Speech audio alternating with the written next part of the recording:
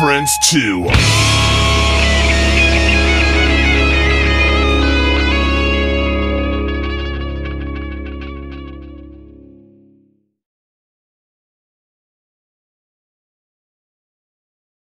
Well, there we are. I could turn my camera over here because I got you guys pulled up on my laptop in my studio here. I was watching a couple episodes earlier. Oh, no. So our little theme song that he was going to play was, since we're jumping into this is something I was going to bring up with you anyway, is performed by our friends Crash Karma. I love them. I've known Nikki and Ralph forever. They actually came through town when I was still in the band, The Cat's Ass. And we were a house band at a club for 8 years, and they came through and played with us. They were a Suicide Holiday back then. So oh, right. Yeah, so it was before that. I ran into them at the NAMM show, what was it, 2 summers ago? Right before they didn't. Yeah, it was pretty cool. Those guys are setting it on fire right now. Oh, they are. They're so good. I wish we could get them like on Octane. Yeah. Just being played on fucking Octane. I sent him a message and I was like, dude, I just want to get you guys on Octane. Do you know anybody? Fuck no. They're such good people too, you know? They are. Absolutely. So fucking talented. And just, yeah. Wish you could hear that song, man. You'd really dig our theme song. Is it new or is it the one that's on the... It's the same one. Yeah. Uh-huh. Okay, yeah, it's cool. It is cool. I checked it out. Yeah, they just out of nowhere wrote that in one day and just went, oh, hey, check this out. See if you guys like it. We're like, fuck. They were the first band that we ever interviewed. Like when we started this back in 2009, 8, whenever we first started. I don't know. They were the very first actual band we had on, and then they did up that song for us, so it just stayed. Yeah, I think the first time they came through when we did the show with them, Ralph's like, listen, I'm sorry, I may destroy your mic stand because they were using our full PA and stuff. Sure enough, by the end of the show, it was busted off, and I'm like, yeah, whatever, dude. I think they might have even been a 3-piece back then. Probably. Yeah. So probably. I think they had a bass player with them at the time. But, probably Elias. Dark haired. Yeah, probably. Probably Elias at the time. They were touring in their van, and I think it broke down on the way there, and they were fixing it in the parking lot like they always do, you know. Could be Ed, too, because Ed was with them for a little while. He was with them in Suicide Holiday. He wasn't with them as Crash. Oh, okay. Okay. Yeah, we did the Crash Karma. We played with them a couple shows here in Michigan, too, with my band Mollie. So it was cool to run into them. They just happened to be on the same bill one night, and I was like, "Oh my God, Nicky, how you guys are doing?" Yeah, the spectacular people. Why are we talking about everybody else? Let's talk about you, Mollie. There's not much to talk about, man. I was going to tell you that was a connection we had when I first met Tim at Rocket. That's School. Cool. Yeah, what was it 2015? That was a 2015, right? I think so. Yeah, I think it was. We started talking about him there, and we actually were messaging Nikki, and she was responding like, "Oh my god, I love you guys." That's right. That's right. That's hilarious. Yeah, that was a great little festival. What was it? Loudness and my buddies from Trickster, Steve and PJ, those guys. Firehouse. Man, it was great. Hardline was on that one. Yep. It was what cool. show was this? That does sound really awesome. Rockin' Skull. That was the Rockin' Skull in 2015. Yeah, it was. That was a good one. Wow.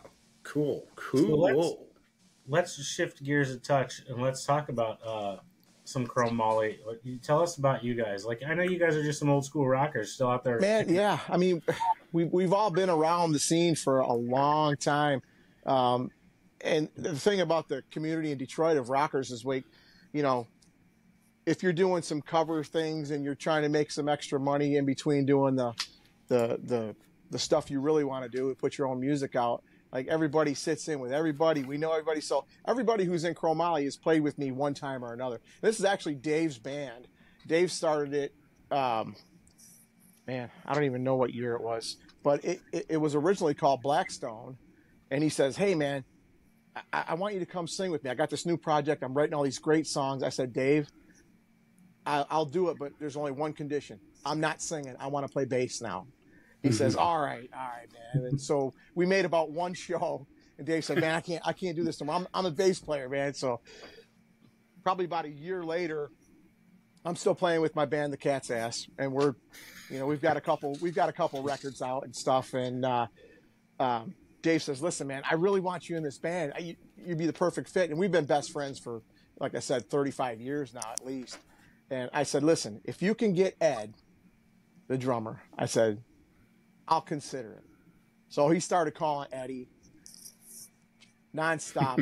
Ed finally said, "All right, listen, man, I'm going to calm down. How about we just get together?"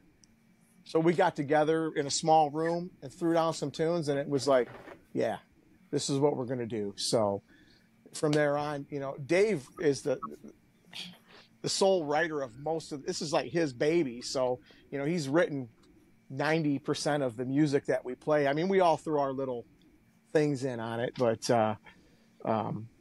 yeah, that first day was magical. And then, fast forward a little bit further down the career with Chrome Mollie, Danny left the band, and we got Mike in, who's our latest guitar player, who's been with us for forever now too. So we and Mike actually played on my first Cat's Ass album. He guest soloed on one of our tracks. So, and then Ed played in the Cat's Ass at one time too. So it's weird that, all these years later, we get back together just to throw down some good heavy rock and roll. So, and at this point in our career, we've all been in so many other projects that we know everybody in the business.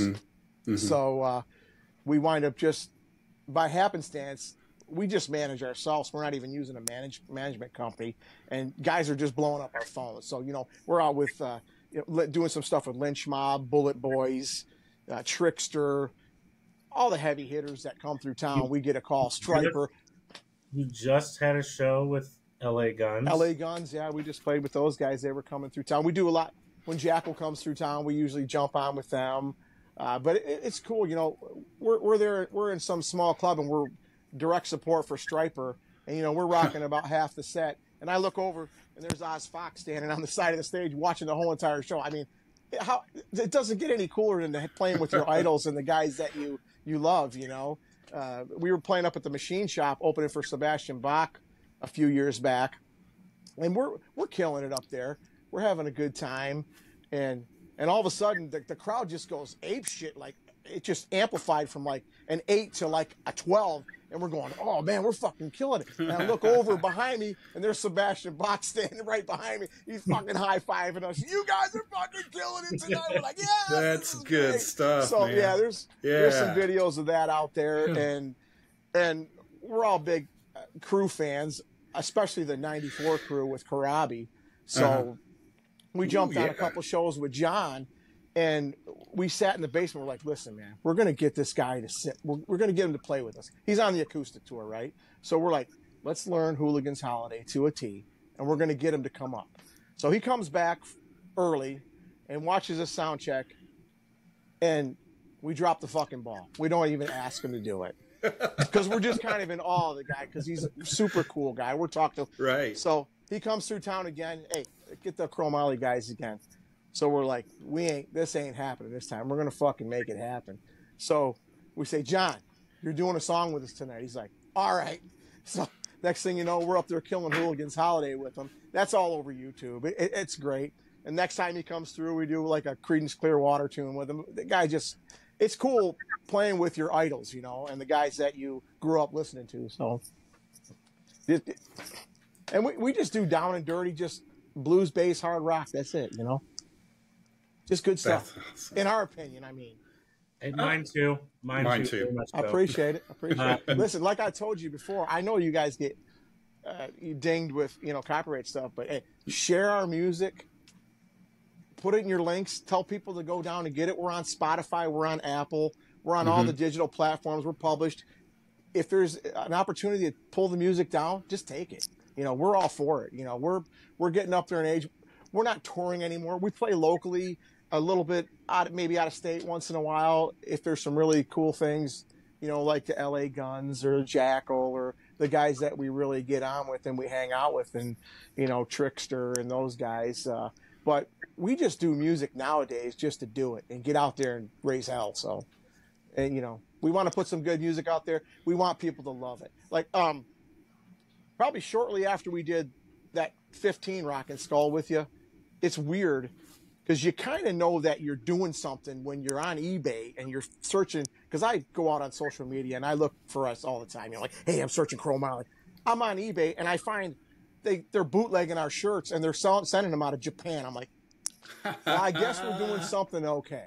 We're not getting a cut of that, but it's kind of cool to see it happen. And they're one-sided. They're not even the double-sided kick-ass ones we do, but they got the front logo on the front. I'm like, they're all in small. I should buy one just to buy one, but I didn't do it. I should have, hindsight, because I searched it a while back and it's not out there anymore. But it was crazy to see, someone bootlegging our merch. With that said, is there? Do you guys have a link to merch for people to go find stuff like that? Not right now. We usually just cart to gigs and festivals that we do and stuff. We're kind of working on that, being that we're not going to do as much traveling or anything anymore. So we're in the works of throwing up some merch out there. Yeah. But I mean, if anybody wants anything, there's ways to get a hold of us and we can make it happen.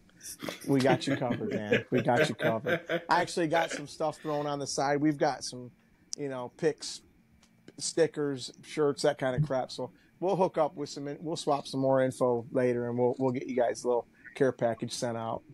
Plus, awesome. we're working on new music right now. We got. That's what I was going to ask.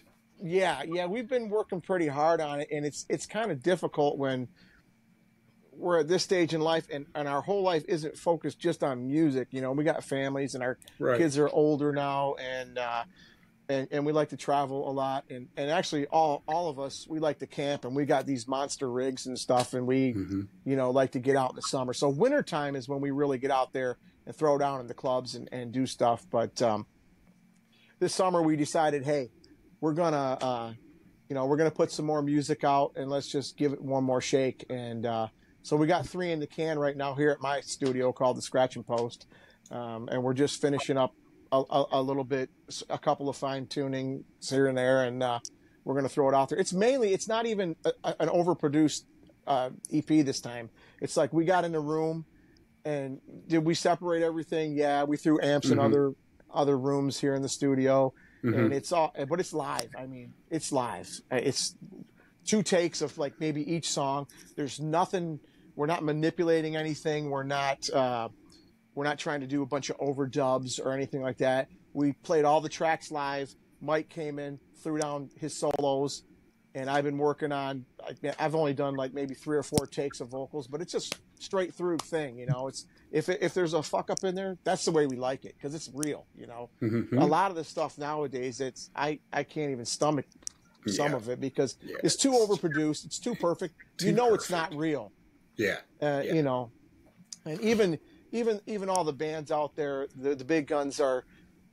I can accept some backing tracks, maybe some vocals or maybe a rhythm guitar part if you got like if you're only a 4-piece, but all these bands that are just up there lip syncing, that don't get bullshit. It for me. Yeah. We get up there and we like to just throw down live, and if there's a fuck up, that's what it is. Sorry if I can't swear in here. No, please do. I can't help it, just in my nature. I like to check the box that says explicit. I like that. I think Randy has a song for us that we're going to get a short little clip of, and is it the one we talked about prior? This is my favorite song of your guys. Okay, let me hear it. Yes. Oh Free yeah, Me? that one we actually had a small deal with it. That was one of the only times we were working with a management company out in somewhere in California. I'm not sure where the guy was, but he liked the song so much that he had it set up. They were going to put it in a Red Bull commercial, but we're standing here going, this song has nothing to do with extreme sports or anything. It's a song about Anna Nicole Smith. So, so we kind of put the kibosh on that. But yeah, this is one of my favorite tunes too. And we currently haven't been playing it out much because we just been hitting some real hard and fast heavy hitters in our shows. But this is one of my top songs that we do. This is one of the greatest songs Dave ever wrote. So I've probably watched the video like 100 times. That's great. I'm gonna guess, since we appreciate it. Thanks, guys. Well, this is on Spotify. I don't have the video. You didn't say there was a video. Well, there's some stuff. There's some stuff out there. Just throw some music. It's all good, brother. It's okay, because sometimes the video quality doesn't come through on it really doesn't. Actually, it comes across cleaner on Spotify. And notice, this is my personal Spotify. Already following. Appreciate you. Thank you. Thank you. Let's see here. Let's hook it up.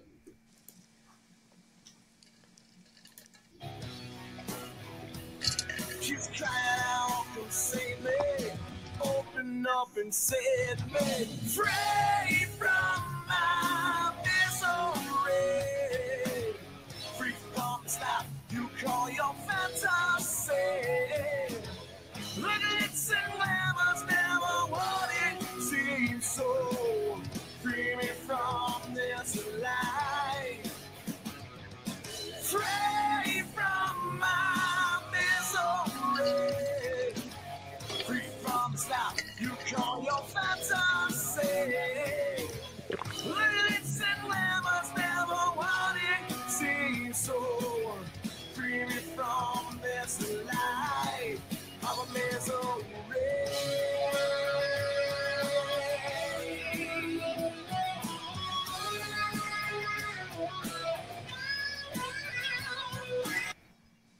Awesome.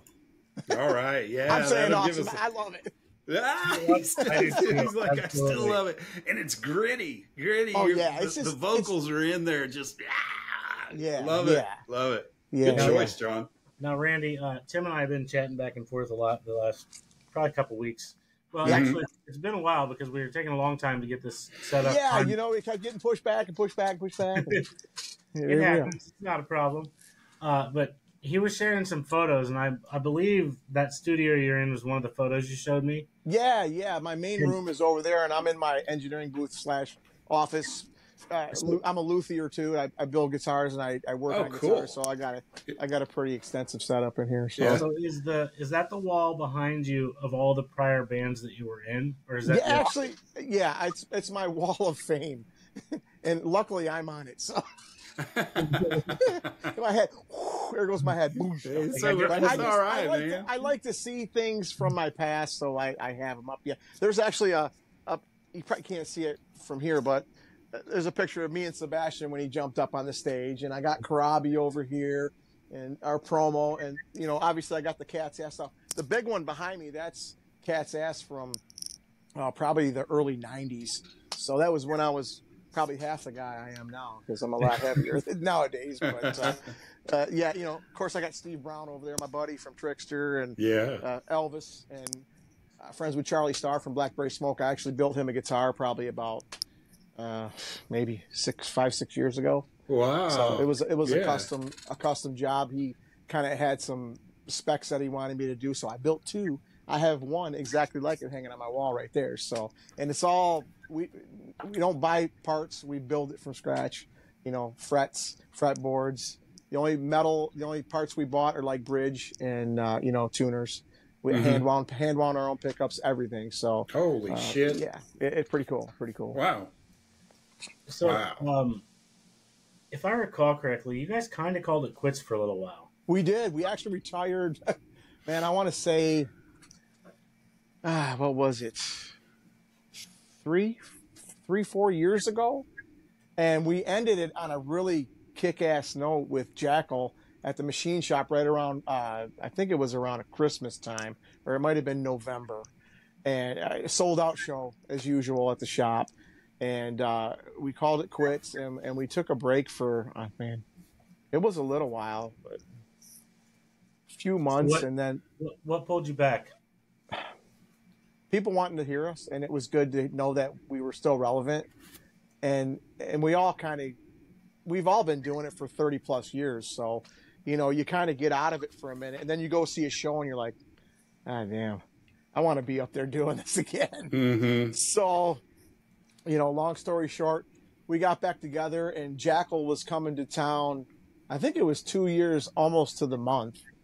And we called Kevin up at the shop and said, hey man, we're going to make a comeback. You think you want to get us on? Oh, hell yeah, we'll put you on it. So it was cool. So we started throwing some things out there and making a little ruckus. And it was funny because that night at the show, I'm on the side stage after the show, hanging out with Jesse and Kevin. And I'm like, yeah, man, we really worked hard to, sell some tickets. So he said, the day that you guys announced you were on it, he goes, ticket sales went crazy for a hot minute. And it was hilarious because Jesse was standing right there, and he looks at Kevin and me and goes, oh, what do you want us to open up for them next time? You know how Jesse is such a smart ass. And I'm like, oh, dude, that's incredibly awesome, man. You just made my whole year right there. So it was cool. So that was another sold out show when we came back, and it was insane. We completely sold out of the merch we had, and it was a good night, man. So, and ever since then, we grab onto some cool shows when they come through town. So it was awesome. There's one other thing I definitely want to touch base on, because I told Randy prior to you getting on tonight that I said, yeah, we were just having a conversation a little bit ago, but I can't tell you all the details yet because I got to bring it up during the show. Because when you had an extra hour to prepare, because different time zones and time starts and everything. Right.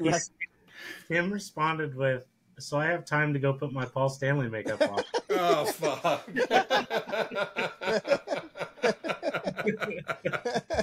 That's why I dug this out.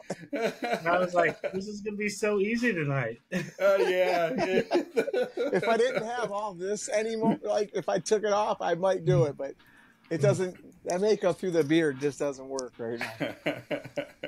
That's great. So I had to get that, I had to get my Kiss reference in tonight for sure. I mean, it's already came up a few times, but I had to make sure I plugged. There's a question I want to ask you about, Tim. Yeah. Have you ever been to see a show and there's a band and like maybe one member has all the energy and the rest of the band is just going through the motions? Yeah. Does it drive you crazy? It does. It does. And that started with the other band, Cat's Ass. We had a distribution deal, which our music was out in like Harmony House and record stores and stuff like that.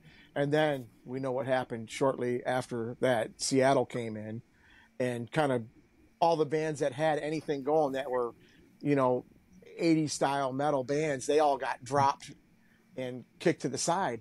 And, so here I'm watching all these bands from that era, and they're just standing there doing nothing. Yeah. And it was kind of a letdown because there was a lot of great music that came out of there, but there was just not that high energy. And you see it occasionally when you go to a club and you watch something, or you go to a big show and the guys are just kind of, me and Dave and Dave's brother, we used to call them the guys that look like they were plucked from the streets. They got the short hair and they got the baseball hat on, you know, and we're used to like here, you know, Yeah. the long hair and all this. So we used to call them the plucked from the street guys, and they would just stand there and go ping, ping, ping, ping, ping, ping. And I like the high energy. You know, there's a lot of new bands that have that high energy, but you know, it does drive me crazy when you see one guy putting on the show for everybody. You're like, maybe you guys could all just run around just a little bit, you know? Like, I want to give you an old school reference to that question too, because I had that experience just recently, but I was thinking back, and I might take a lot of heat from this from people, but I don't care, because it was true statements. Like, I'm just stating facts. Right. When I saw AC/DC, like in '92, it was Angus and the other guys. Yeah. Like, that's how it was watching them perform. Yep. Back then, when I was a kid, you know, I was just like, oh yeah. And Yeah. I'm like, you know, really, it was really just him running around the stage, and everybody else just would like back up too and just let him take the stage. I was like, but that thing. I give them a pass, because that's an exception to me, because you know, you can't take heat. You can't give you heat, but they're just stepping back to let the wild man be wild, you know. Yeah, I mean, your drummer can't jump around unless you're like, what's that guy, Zoltan? Oh, yeah. Dude. I've never seen a guy like that. He's a beast. He's an animal. You know, but I like the Vicky Fox guys and the Tommy Lees, the spinning sticks, and the, you know, all that stuff is great. But yeah, the band's got to do something together. And I don't mean the choreographed, you know, moves that we all did in the, you know, in the 80s and that's kind of dead. Even in the early 90s. Out there. Right. But yeah, you got to move around a little bit. You know, you got to give them something. It was just one of those things that was kind of weighing on my mind, and I was like, you know what? I feel like I'm just BSing with you anyway at this point. So that's what we're just here hanging out, right. man. I love it. That's right. It was one of those that I was like, I can talk to him about that, and it's not going to bother me. Not at all. I mean, I find myself kind of in the moment sometimes up there, and I'm just kind of leaning on my stand, and I'm like, dude, you got to move around a little bit. You looking like a chump. Randy, I want to tell you a small brief history about these guys with us at Rock and Stole. They stole the show. Oh man, we had quite a contingent there of people that you know as well. Like the Eagles were there. I believe Dean and Sue, me and my brother. And there's a few others, and I know there was a group pic that he showed me. But after they got done. Yeah, a couple guys from down there that they went blank. Heaven's Rain guys. Oh yeah. Okay. Thank you. Okay. But like, we all converged on these guys and like kind of mobbed them and hung out with them for a little bit, because that was cool. Yeah, we went back to the merch booth, and you guys come back and started chatting it up. And I don't know if you want to tell it or you want me to tell it, but it was an honor for us that one year at a festival, you guys seen a band called Dirty Penny, right? Mm-hmm. That was the band. And they were the breakout band of the festival, and you guys were like, these guys were amazing. So we actually got the Dirty Penny Award for the 15 Rock and Skull, which was cool. So we're hanging out with these guys all night, and we're selling merch and talking to people and kissing babies and signing autographs and whatever, drinking like animals and hanging out. And so I went over in the corner with a piece of paper, and I wrote on there, we won the Dirty Penny Award. And I slapped a Chrome Mollie sticker on there, and we all gathered around and took a kick-ass picture, and we got it. And actually, Dave still has the Dirty Penny Award in a frame hanging in his studio over at his place. So it was a cool honor. It was great of you guys to say. It made us feel pretty good about making the trek all the way there and playing with some real heavy hitters and you still get that compliment. What's that? I think that was a Mikey D thing. Yeah. From probably. those guys when you were talking about it. So it was for real though. You guys stole a show. Like, we were just blown away. We came down there on a mission to kick some ass and hang out with some cool people, and we hung out with some cool people. Randy, he just called me cool.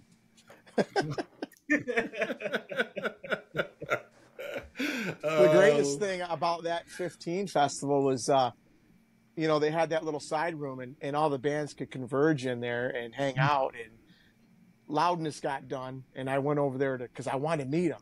I've loved them ever since, they came out with Rock and Roll Crazy Nights, and I think only one of them spoke any English. And I'm sitting down trying to have a conversation with Takasaki, and I hand him a Chrome Mollie shirt. I go, here, dude, here you go. And his back was messed up. And so I went over and tried to talk to the drummer a little bit.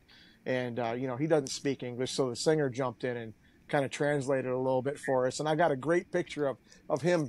He's got me in a chokehold and he's like, ah! So they were supposed to come into town, but, so I had a bunch of those printed up 8x10s and I was going to have them sign them. They were playing a club here in Flint called the Machine Shop. But since the pandemic, they can't get a passport to get over here. So they haven't been able to come back to the States since then. So. Which is I think they had a show that was supposed to happen either in Tulsa or in Oklahoma City, and same thing. They just. Hey, Randy, I want to make note of something real quick. Mm-hmm. Hey, thanks for watching, Ashton. Ashton's where is he? He's our co-host. He's him and his lovely beard. Well, he was afraid his wild man for a child. He's got him tonight. May just like jump in the middle of him at some point and start squealing. So, which would probably happen. All good. I had to ban my little dude from coming down here to the studio, or he'd be all over this. He's a wild one. Oh my god. Well, our other guest is here, so awesome. Let's find out where everybody can get everything Chrome Mollie and Cat's Ass, man. I don't think I've ever heard Cat's Ass so many times in my life. I love it.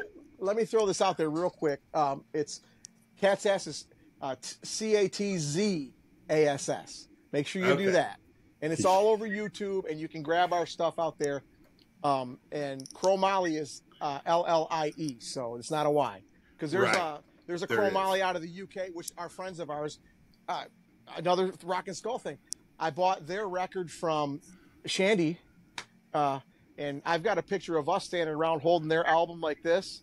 And 2 weeks later, I sent them a copy of our record, and they're holding it. So we got really cool. Buddies across the pond. So yeah, that's really cool. We text back and forth with them every now and again and see how they're doing. It's cool. It's cool. That's awesome. Well, thank you so much. Thank you, guys. I appreciate you. ChromeMollie.com. You can get everything. Spotify, Apple, all your digital platforms. We're out there. We're published, so it's everywhere. So go out there, and if you can steal it, borrow it, whatever, just take it, man. Give it to all your friends. Listen to it. That's all we want. That's what we're looking for. We appreciate it. Thanks, Tim. Thank you, Tim. And if you could just hang out until it says upload 100% before you disconnect, absolutely, will be great, man. Thanks, guys. I appreciate you having me on, Thank you, Tim. It was great talking to you. I'll get you a care package together. We'll get some addresses. Yeah. I got you. Thanks, guys. All right. That was great. Have a good one. You too. Yeah.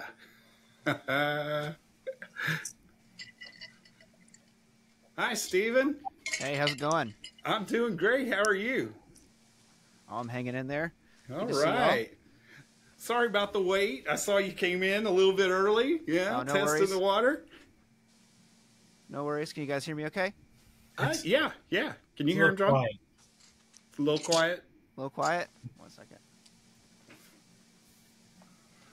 How's that? That sounds good. Yeah. Is That it better? is much All right, better. awesome. So how's it going? It's going, man. We should probably do a quick introduction around the room for it. Yeah. Go ahead, Randy. My name is Randy, and I'm in Oklahoma City. I am John. I'm in Topeka, Kansas. And I'm Steven, and I'm in Richmond, Virginia. Sweet. We went from Michigan to Virginia. This is awesome. This is great. Yeah, we're all over the place tonight. I love it. I love it. So tell us what you got going on. You got a lot of good stuff going on, and new music. I mean, you're just all over the place. Where'd he go? Uh-oh. Are you there? Am I back? Yeah, You're you're back. I was like, Okay. oh, whoa, what happened? We already made him mad, and he is out. Sorry about that. I will- But yeah, there's been a lot going on. This whole past year has been a total blur. It's just been one thing after another. We've been doing a whole lot of stuff. We've put out 3 singles so far this year, and in September we are dropping the new one. So we'll be doing 4 this year, and then hopefully going into 2024 we'll have an EP and we'll start looking at playing some shows. Sweet, Oh, sweet. I got a serious question about one of your singles as well. Sure. Because I'm hoping that you can explain it a little bit to me and maybe everybody else if they don't know, or I might just be stupid, which is possible. Blood Money hit number 15 on the secondary market chart. Yes. Can you explain what that is? The secondary market chart? Yeah. From what I understand, there are different radio markets. You have major markets that would be like New York, Chicago, Houston, Texas. And then you have the secondary markets, which would be kind of smaller FM stations and internet radio and that kind of stuff. So Right. it just has to do with the categorization of the radio station. And every radio station, well, not every radio station, but there are certain charts that certain radio stations will report to. So the SMR chart is just a collection of radio stations that report to that specific chart. And they track plays and ads and that kind of stuff. Okay, that's still really good standing here. I mean, it looks like a lot of good company that you're lined up with. I'm looking at your website right now, and I mean, Beartooth, the Almas, look at this, Foo Fighters. Yeah, dude, this is huge, and you're kind of a young band. I mean, you haven't been around too terribly long. Tell us how that started. Yeah, so the band right now is Carrie playing rhythm guitar and myself doing guitar and vocals. And then we brought on at the end of last year Paul Crosby, formerly of Saliva, to manage us, and he offered to play drums on our music as well. And so ever since end of last year, we've been working really hard on putting a bunch of music together. And but to go back even further, how we started the band. So in 2020, Carrie and I, he had a live band that, shows couldn't happen because of COVID. I had a recording studio, and nobody wanted to come to the studio because of COVID. So anyway, we put our heads together to try and stay productive, and we started writing music back in 2020. But it wasn't until the end of last year that we decided to take things a little bit more seriously.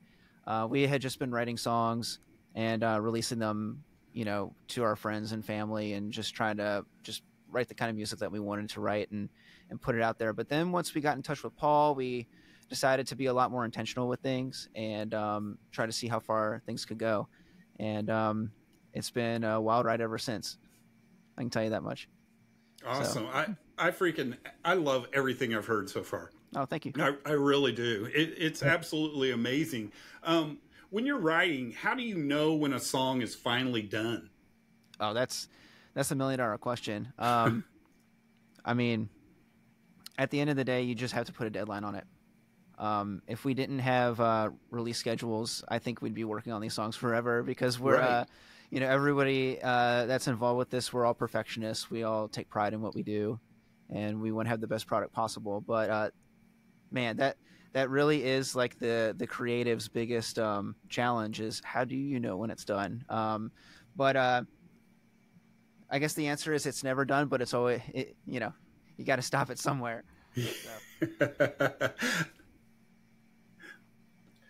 That's probably how I would be. I'd be like, okay, we just had take 34, and I'm laying in my bed, and I was like, what if I just did this right after the chorus? Just this little, it would drive me absolutely batshit crazy, because I know it's got to be done at some point, but then you're just always going, if I could do this, it'd be that much better. Oh yeah, when we're doing our demo process, sometimes we'll, write and rewrite the song, dozens of times before we settle on the one that we think is going to be the one you guys hear. So it's definitely a long process. It can be pretty grueling, but we think it's worth it in the end. We're very proud of what we've put out so far. Absolutely. Speaking of songwriting, do you guys have a songwriting recipe that you guys follow? Is there a certain path that you take when you decide, hey, let's write a song, or does it just come organically? A little bit of all the above. There's been songs that have literally popped into our heads after like a phone call, where we've, maybe we'll be intentional about something. Oh, we need a song that, does X, Y, and Z. And sometimes that just happens. There's sometimes where songs will come about where I'll have an idea that's been sitting on the shelf for a couple years. I'll show it to some of the other guys in the band, and they'll, let me know what they think, and maybe that leads to something. Carrie sends me riffs all the time through Facebook Messenger, just messing around like, hey, check this out, So a little bit of everything. But when basically what we do is we kind of have all these ideas floating around. I call it the sticky note method when I talk to the guys. So we have all these ideas on sticky notes, right? And so then when you're putting the song together, it's like, okay, well, we have this, and you just try to put all the puzzle pieces together and eventually come up with something cool, and then you kind of whittle it down and edit and do everything you need to do, and then hopefully by the end you have a cohesive song that sounds decent. But we've been refining that process over the past 3 years now, and we're probably the most productive we've ever been right now. We've been writing our butts off for the past year. So if you like what you've heard so far, next year's going to be even crazier. We have a lot of stuff down the pipe. That's awesome. Now I'm really curious. Do you really have Post-its, or is it just like in your mind it's like a Post-it? In my mind, I think of like a board with a bunch of sticky notes with I like that. And that's I really have kind of cool. That episode of SpongeBob where he has the he goes to be a waiter, and in his brain there's all these filing cabinets of just information. That's how I conceptualize things. See, that's really cool, because I can just see you moving them around. No, this needs to go before this. No, this is shit. And just that type of thing. I could just see that happening, and that's really cool. I was wondering if that was a literal thing that you had like in your studio, and I was like, that is really neat. But then I thought maybe that's just in his mind. Get it though. What's that? Well, an actual Post-it board, like that would be fun. That would be awesome. Or I should try that. Maybe I won't have to think so hard if I do that. I think Randy's going to probably queue up Now or Never. Mm-hmm. Play a short little clip of it. Since we've been talking about the process, let's let everybody hear the end product. Absolutely. A second here.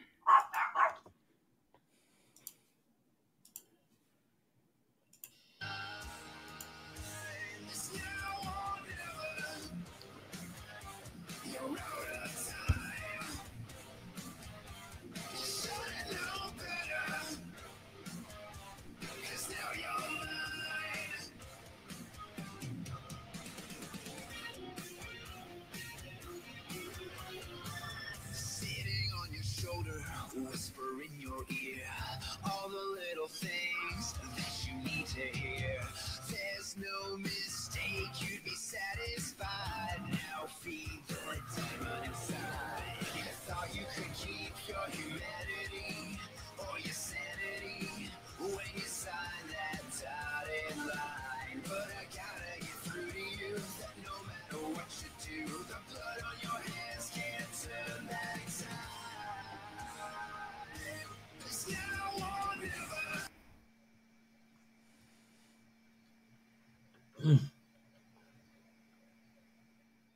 Randy, you're on mute, buddy.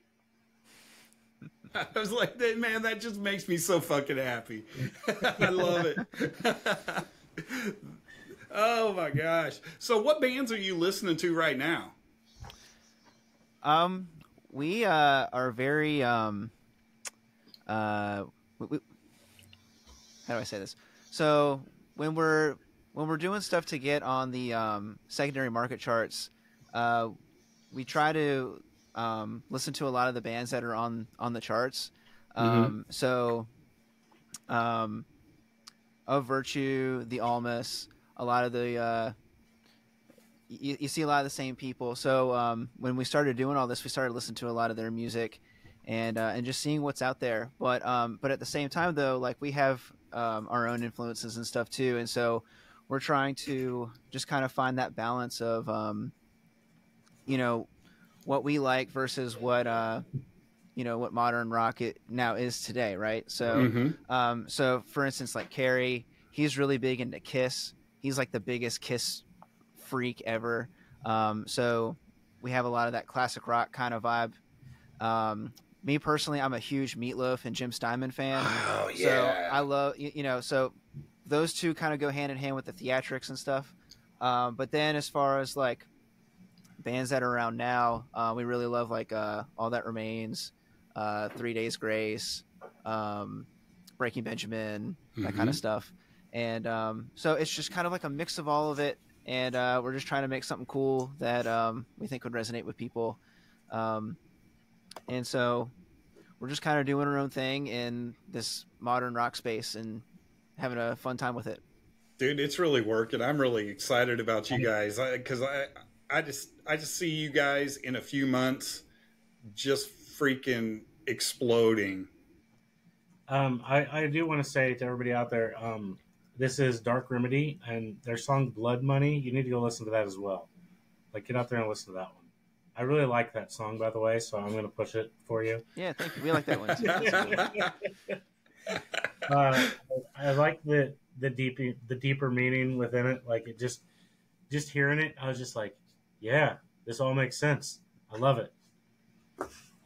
I do want to ask a question about how Carrie's wrestling career goes hand in hand with your music. Does it? And are you going to tour with Fozzy? Oh man, yeah. Every interview, the wrestling thing comes up, and I wish I could be here to answer that. He's unfortunately dealing with a family emergency and couldn't be on this call. But Carrie loves wrestling. He's been doing it for a long time, and it's something he's super passionate about. He hasn't been in the ring that recently, but I know he's looking to get back into it again. We have talked about how we would incorporate that into the band some, but we're still trying to figure out the right way to do that. So hopefully you can talk to us again and you can ask him that in more depth. Absolutely. So, that's really cool. It was just one of those things I was like, it has to come up. And when he wasn't on, I was like, it's going to be tough, but I'm going to ask anyway. Yeah, for sure. But yeah, that's kind of his thing to answer. He knows way more about that than I do. Tell him to make sure that he does like a backflip off of the stage, because every time I've seen Fozzy, it's kind of like, is he going to do a backflip? Is he going to do a backflip off the stage? Because he fucking could. It's just like, everybody loves the flips. Or through a table. Do what? Or do it through a table. There you go. That'd be spectacular, man. Just in the middle of the show, someone comes out stage left with a steel chair. Why not? Can I get more steel? Kills gets away with it. Can I get more steel chair in my monitor, please? Oh shit! Yeah, I'm sure we'll figure something out. That's Sorry, hilarious. guys, I clicked the wrong button and disappeared for a minute. Well, you did what he did earlier, and I'm like, how did he do that? What button is that you just disappeared? I was trying to mute my mic and I hit the camera off button, so I just okay. My apologies. So, as of now, as a band, what song are you the most proud of? I'm going to give you the kind of fence-sitting answer. And, every song really does kind of have a special place in our heart just because of all the work that went into each one. But Now or Never, for sure, our most recent one. A lot of effort went into that one. That was our first one where we brought on Thomas Crane from Kill Devil Films to do the music video. Mm-hmm. We're really proud of the just the work that he does. It was the first song that we really felt kind of exemplifies like where the band is going in the future. So Blood Money kind of had like a throwback kind of thing. Haunted had kind of like a more chill vibe, very kind of dark and mysterious and brooding. But Now or Never is very just like punch you in the face, get you pumped. And we have a lot of music coming up next that is definitely more high energy, get you amped up kind of stuff. Dude, I always used to kind of describe it as your kids. Your songs are like your kids, and they may be totally different, but you fucking love everything about them, and for different reasons. Yes, and absolutely. So to have somebody go, "Who is your favorite?" It's like, what do you mean?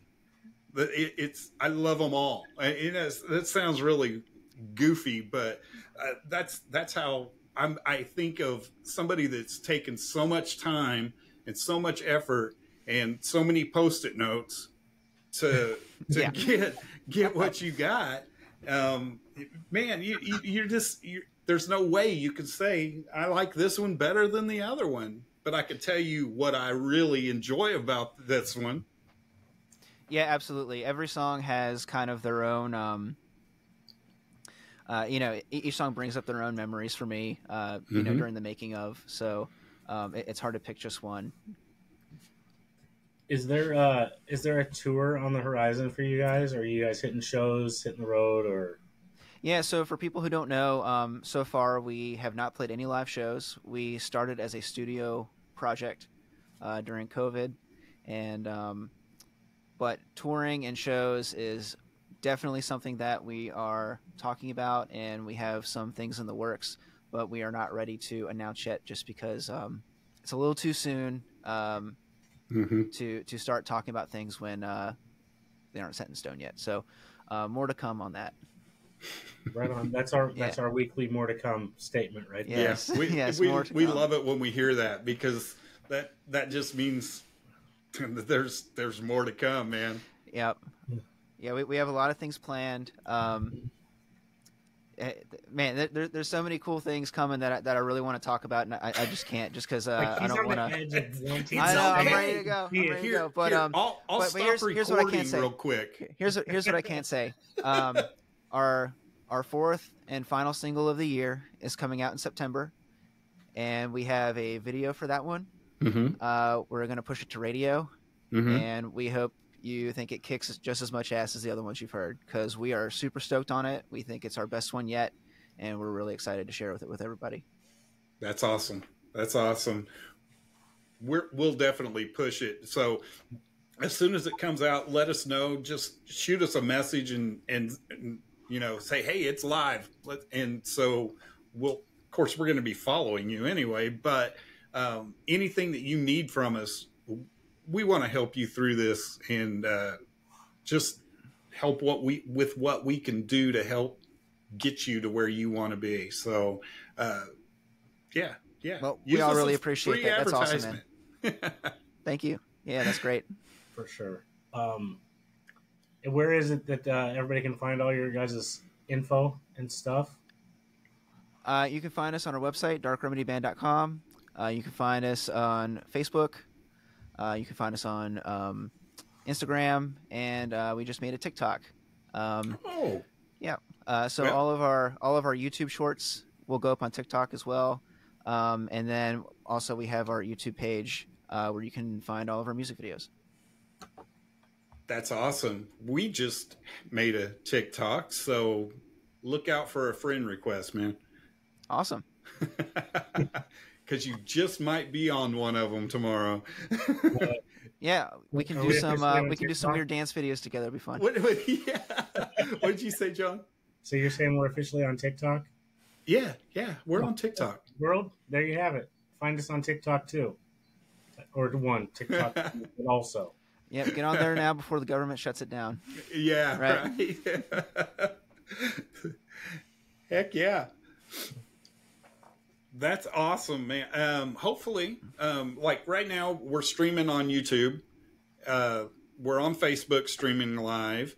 And hopefully tomorrow, I'm going to have this all edited down and put a little fluff to it, you know, some intro music that we didn't have this at the beginning of this.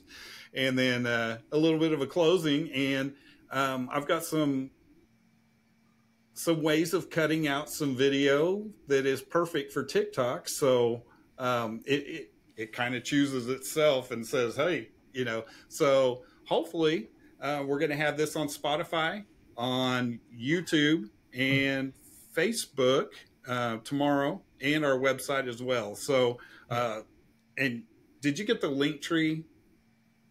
Yes. Okay. Everything will be accessible from there. So it's got our website, it's got our Spotify, and hopefully, that's usually what I do. I work late tomorrow, so I get up in the morning and edit it down and then get everything posted. So hopefully everything will be on there for you and ready to roll tomorrow morning. So sounds good. Just check back with that link tree. Just hold on to that link and keep checking, and hopefully it'll be there. Unless something stupid really happens, and a lot of things stupid happen. Well, I'll be looking forward to it. Thank you. Awesome. Thank you so much, Stephen, for joining us tonight. Yeah, thank you so much for having me. I'm really excited about the path that you're about to be on. Well, thank you, man. We're excited too, and we're just going to keep chugging along and keep working as hard as we can to get some cool music out to you guys. So thank you for listening and being receptive to it and chatting with me tonight. Love it. Love it. Thank you so much. John, you look like you wanted to say something. Oh, I just want to mention that he brought up Kiss as well. I didn't have to. Oh, goodness. It's just one of those nights. Everything fell into place. The stars aligned, and the Kiss got coming down on me. John is one of the biggest Kiss fans out there, and every single week, somehow, some way, shape, or form. Sometimes it's forced by John that Kiss comes up. Sometimes it just happens, and tonight, I'll give it to you, John. It just kind of fucking happened. I know, with both guests. On both guests. Well, have us back again, and you can talk with Carrie about Kiss, because you guys could go Absolutely, for hours. we will. Carrie used to play in a Kiss tribute band, and knows a lot of the people in that world. So, you know which tribute band it was? Oh man, he's gonna kill me because I can't think of it off the top of my head. It's been a minute, man. I can't remember. I can't remember. If he was listening to this right now, he'd slap me, and because I know it, but I can't. It's all good. It's right there. But it had Kiss in the name, right? Yeah, but I've seen a lot of them, so I was like, maybe I've seen him perform. I'm sure you have. He was doing it for a long time. So awesome. Well, if you could just hang out with us just for a moment, you can see where it keeps saying uploading 99% or what have you. If you can hang out with us after we get off this, just until it finishes up, that way we know everything went through. And yeah, sure. I'll just stop the recording. John, you ready? Thank you. Thank you for joining us, and I wish I had some exit music, but I don't. Tomorrow we'll have some exit music. That's